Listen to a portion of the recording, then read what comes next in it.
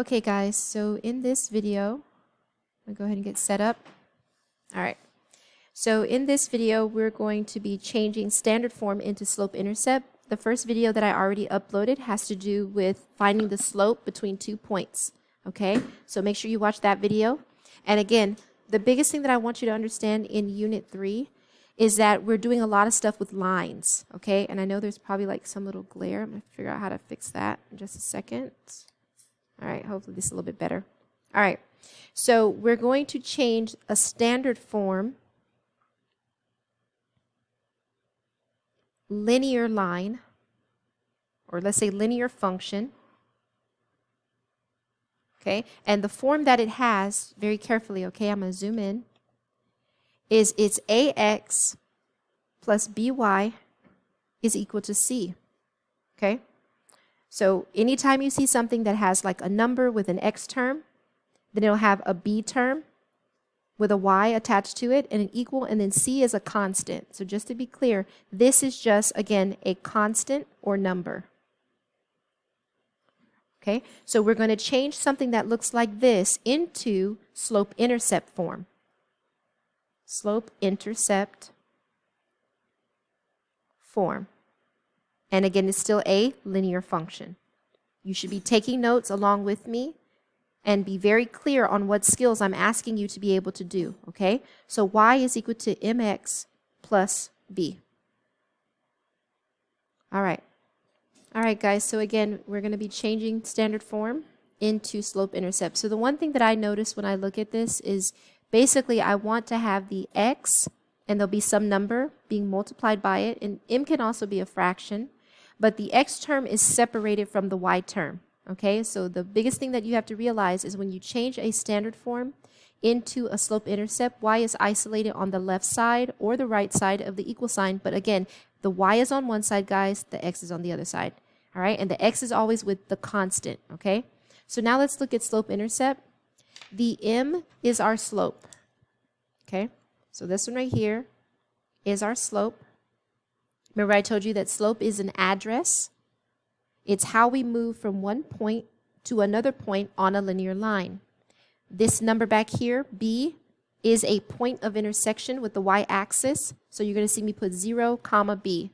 Now, if you haven't asked me yet, Miss Mosley, why is it you're putting 0 here, comma, b? Well, here's the deal. Ready? If we let x be 0, like our input, right? 0 times any number is 0, and y will equal to b. So be very clear when I say, I'm going to show you the substitution. You know, so m is some number. We're plugging in 0 for x and then plus b. Well, this is going to be 0, and you see how y equals to b? So that's why it produces the point 0 for the x coordinate and b for the y. Okay, so again, this right here, this number is your point of intersection, 0, comma, b, with the y-axis. That's why it's called the y-intercept. Okay, so I hope that makes sense to you now. So now let's get into a couple of problems. And again, we're going to change standard form into slope-intercept. So here's the first example. So what if you have something like x minus 4y is equal to 20?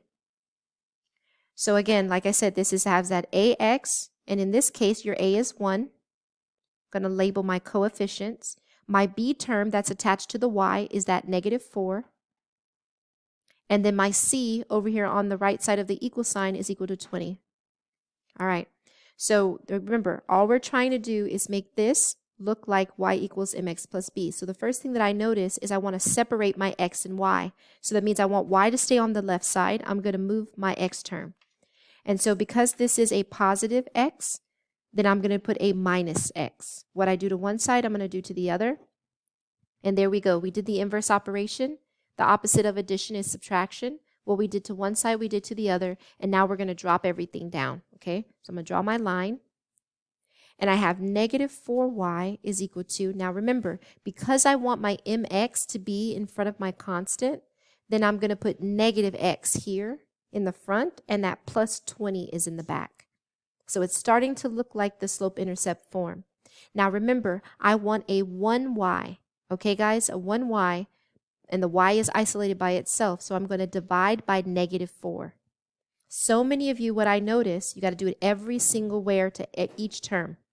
What I notice is some of you think that you say, oh, I can multiply, I can divide by negative 4y. But you can't do that. Why would you do that? Why would you put negative 4y? This will be completely gone. That's not what you want. You want y to be isolated. So we're going to only divide by the coefficient. I hope everybody understands that. So here's our final answer. Y is equal to, a negative divided by a negative is a positive. So this is 1/4 times x. And then I know that 20 divided by negative 4 is negative 5. And there it is. So now you can tell someone that what was in standard form here has now changed to slope-intercept. And the reason why we get it to this form is it's easier to graph. Why is it easier to graph? Well, first, this form gives us a point of intersection. So 0, negative 5. That's our y-intercept. Okay, sorry about that, guys. All right, so back to what we were saying. Okay, 0, negative 5. This is our y-intercept. And then here we have our m. Let me get another color. And so our m is that 1/4. Okay, this is my slope. So m is equal to 1/4. And so my address is what? I'm going to go 1 up because I have a positive 1. And remember, I told you guys, the number that's in the numerator, that's your change in your y, right? So that's the y information in the numerator. In the denominator is the change in the x. So where are we going to go? 4 to the right. We're going 4 to the right. So now that I have my point of intersection, 1 point, now I can start using the address. So I'm going to do a quick sketch of this line, okay? Because again, next week we're going to be graphing lines. So slope-intercept is the best form to get it in. All right, so first let's plot 0, negative 5. So let's go right here. Negative 1, negative 2, negative 3. Extend my y-axis. This is negative 4, negative 5. And remember, this is the x-axis, right? We move from left to right. And then this one, the vertical axis, is our y-axis. So that's why, again, I went 5 down. So I'm going to put a point right here at 0, negative 5. That's my y-intercept. And now the address is, let me zoom in. The address is to go what? 1 up, 4 to the right. 1 up, 4 to the right. So from this point, I'm going to go up 1, and then I'm going to move. Here's 1, 2, 3, and 4. So from here, I'm going to go up 1, and then 4 to the right. 1, 2, 3, 4. And I'm going to plot the point right here the best way that I can. And this point is 4, negative 4. And then I could do it again. You see, I could go up 1, and then I can go over 1, 2, 3, 4. And here's another point. And it's not perfect because I'm not drawing the scale. So let's just say about right here would be, again, this would be 8, negative 3. So now I have 3 points. I only needed 2. And now I will carefully connect those points, and I make a linear line. It's not the best, but that's it. You can graph. So again, as long as you have something in slope-intercept form, you can graph your line. And that's what they'll ask you next week. All right, so let's continue to do this. I'm going to do about 4 or 5 more, and then I'll end this video. Okay? Let me zoom out. All right, so what if they gave us the line 7x plus 2y is equal to negative 4?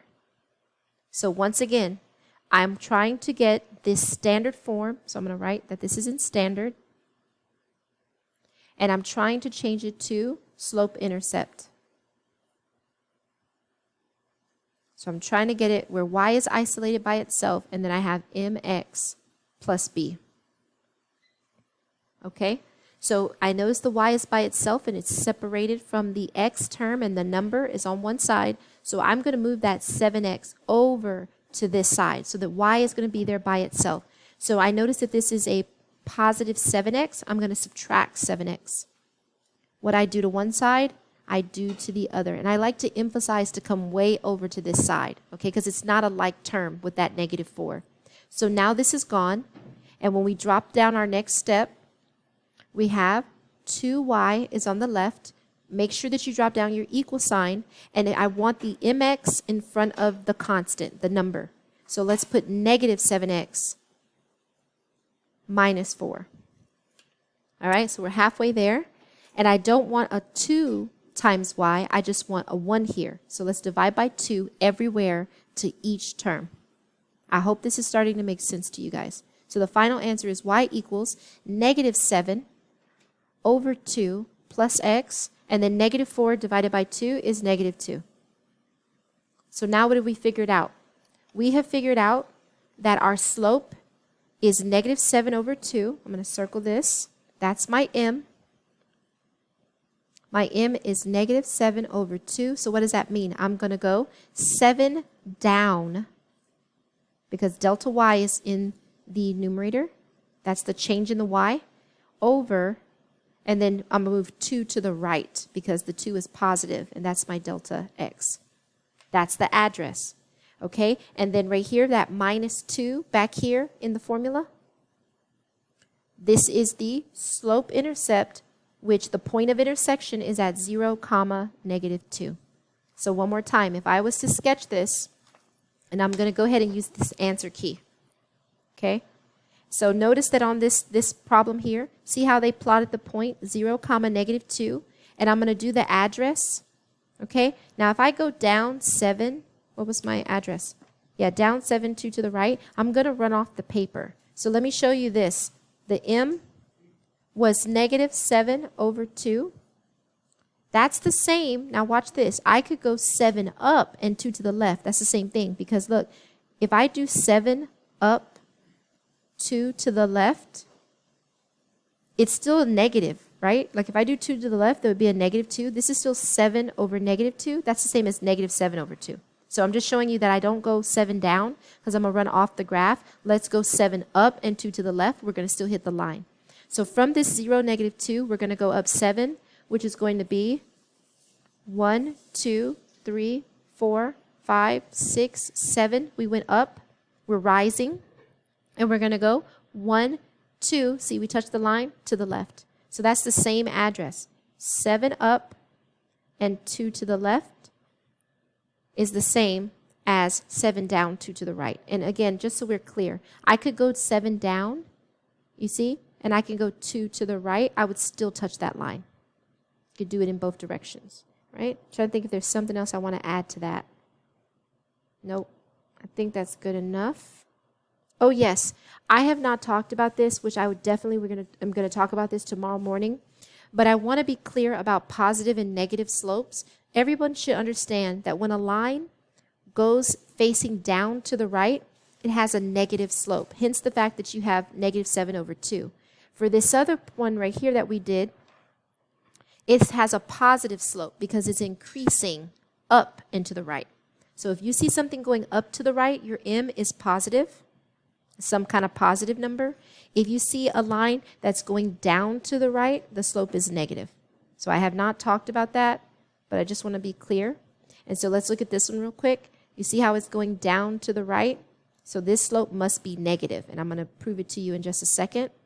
And then this one, it's going up to the right, increasing. So this m has to be a positive slope. So sometime by just looking at it, if you do your math and you say, hey, this is the line, and if you got a negative number, you did something wrong. You got to go back and look at it again, okay? So I'm going to do this one right here, and then I'm going to show you 2 more in a different, like things being in different order.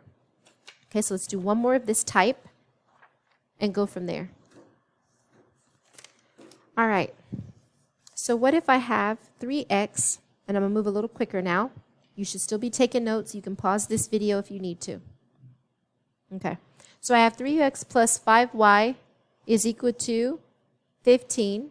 And I want to make this again look like slope-intercept form. So what am I going to do? I'm going to move this x term away to this side so that y will be by itself. So again, I'm going to subtract 3x. What I do to one side, do to the other. This is no longer there. So now we have, ready? 5y equal, write the x term in the front with the slope. Okay, so we get negative 3x, and this is a positive 15, so plus 15. Last step, we're dividing by 5 everywhere. Okay, So the final answer, y is equal to negative 3 over 5 times x. 15 divided by 5 is 3. And so what does this mean? My slope-intercept is at 0, 3. And my m is negative 3 over 5. So once I plot this point, I'm going to do what? I'm going to go 3 down, 5 to the right. Okay? Now I'm going to show you on the graph right here. So from that 0, 3, I'm going to go 3 down, 1, 2, 3, and then I'm going to go 5 to the right. 1, 2, 3, 4. See? 5. I touched the line. I can go back to this point, and I can do the opposite. I'm going to go 3 up, 1, 2, 3, and 5 to the left. 1, 2, 3, 4, 5. I touched the line. Okay, so I hope that makes sense. I'm going to do 2 more, but they're not going to look like this. They're going to be in different order, just in case they want to trick you. Okay, so for the next one, here we go. Let me see if I can find one. All right, I got to make it up.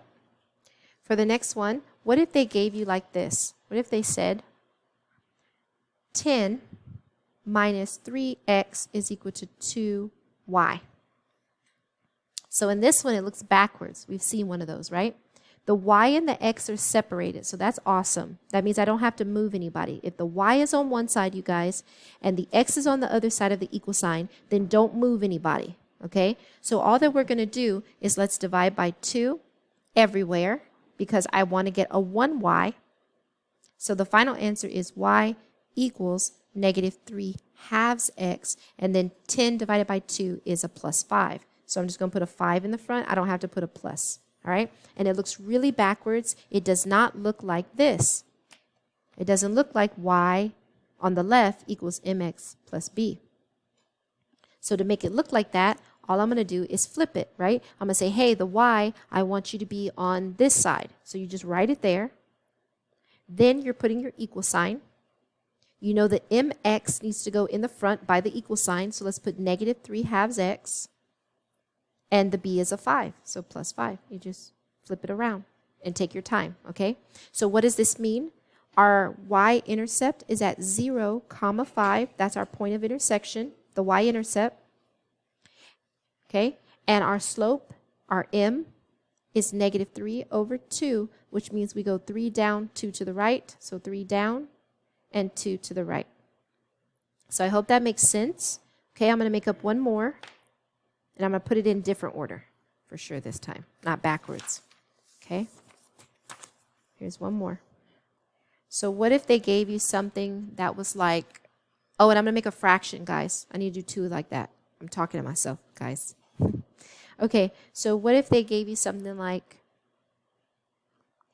12 plus 4y is equal to 7x. So notice here, the x and y is separated, but this number should not be over here, right? It should be over here with the x term. Because again, we want to make it look like y equal mx, and the b have to be on the same side. So instead of moving my x term, he's already on this side, move away the 12. So subtract 12. What you do to one side, do to the other. That's gone, and now I have 4y is equal to 7x is already in the front, minus 12. Okay? And the last step is I don't want that 4y. I want to basically have a 1y, so we're going to get rid of that coefficient of that 4, because it's 4 times y. We got to divide by 4 to each term everywhere. Final answer, y is equal to 7 over 4x. This is negative 3. Okay? So again, our point of intersection, or our y-intercept is 0, negative 3. And our m is 7 over 4. Okay, I hope that makes sense to you. I'm going to do, I keep saying one more and one more because I have not showed you a fraction, just to be fair. So now let's look at this one. What if they gave you something like 8 minus 1/2 y equal, I don't know, 10x. Watch this one. Same thing. The y and the x are separated, so let's subtract this 8 away. What you do to one side, do to the other. So this is gone. Now notice on this one, we have negative 1/2 y. So we have a fraction equal the 10x stays here minus 8. Now, this is the part that in the notes I talked about you have to multiply by the reciprocal. That's how you get rid of fractions. All the other problems we've done, you guys, we've had whole numbers, okay? Let me just show you another one. We've had whole numbers, right? We've had whole numbers. So we've been doing what? Division, division, division. Well, now in front of our y, we have a fraction. So when you have a fraction, you have to multiply by the reciprocal, and you have to multiply by the reciprocal everywhere. So let me be clear when I say this. I'm going to put it in red. I know that the opposite of 1/2, right? The reciprocal to 1/2 would be 2/1. So let me put that real quick. So I have 1/2. Reciprocal means you just flip them, right? So 1/2 will then become what? 2/1. Now let's also talk about this. There is a negative 1/2. So if I have a negative 1/2 over here, that means I'm going to flip and make it 2/1. I better also make it negative. Now, why would I do that? If I multiply by negative 2/1, a negative times a negative is a positive. I want a positive y. If you multiply this by just 2/1, you're still going to have a negative y, and you're giving yourself an extra step to do. Okay? So what we're going to do is we're going to multiply this entire term by negative 2/1. And if I multiply by negative 2/1 here, I got to come and multiply this one by negative 2/1. And I have to multiply this guy by negative 2/1. Okay?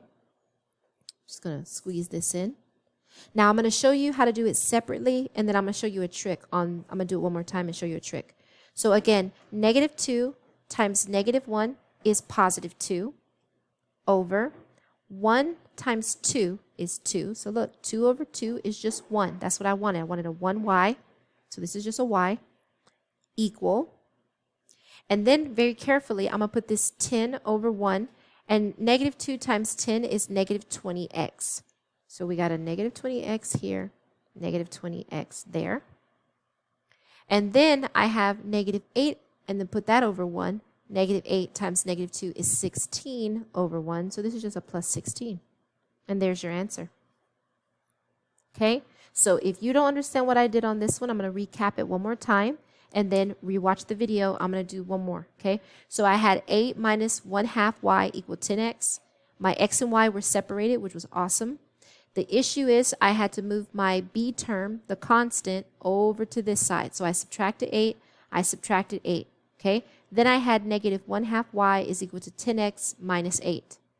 I noticed that this was a fraction, so I have to multiply by the reciprocal, and I had to also make that reciprocal a negative so that I would get a positive y. Okay? But I had to multiply the reciprocal to every single term over on this side. All right? So let me do one more. Making this one up too. Let's zoom out. So now, let's say I have something like, let's use more fractions. How about that? What if I had 2/3? No, don't do that. Nope. Let's do 3x minus 1/4 y is equal to 10. So same thing. I'm going to move the 3x over to the other side. So I'm going to subtract 3x here. What I do to there, I have to do to the other side. That's gone. And now I have negative 1/4 y equals, remember, I put the mx in the front. So I'm going to put negative 3x plus 10. Okay, everybody's good on that. I notice that on this fraction, I have a negative 1/4. So what does that mean? I'm going to multiply this side over here by negative 4/1. You flip these two for the reciprocal, and in this case, I do negative. If this was a positive, I wouldn't have to put a negative, okay? I just want to be clear. If this was a positive 1/4, then I would be multiplying by a positive 4, okay? But I want to get rid of the negative. All right, so now that I multiplied over here by negative 4/1, guess what I'm going to do? I'm going to multiply this entire side by what? Negative 4. over 1 if you want. But negative 4 over 1 is just negative 4. And then guess what? We do the distributive property. So you're still multiplying by each term.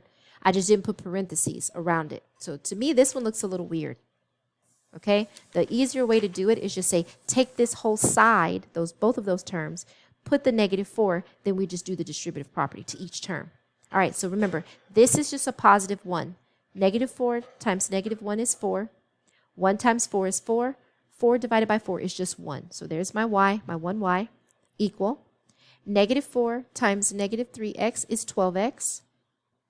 Negative 4 times positive 10 is negative 40. And we're done. Now, what does this mean again? This means my point of intersection is at 0, negative 40. And my slope, my m, is equal to 12. Okay? Or again, 12 up, 1 to the right. All right, guys, this concludes this video. I hope that this helps you a lot. Understand that the purpose of changing, okay, the purpose of changing a standard form equation into a slope-intercept is for 2 things. Listen very carefully. This is the end of the video. It is to, 1, identify one point that's on your line, which is your y-intercept, your point of intersection. It is to identify the slope of the line, which is your address, which is the relationship between each point that's on this line, right? So that's really important. And then guess what? Once you have this in slope-intercept form, you can graph the line and you're done, okay? All right, so I'll see you guys tomorrow, and I will, again, make sure you watch these over the weekend.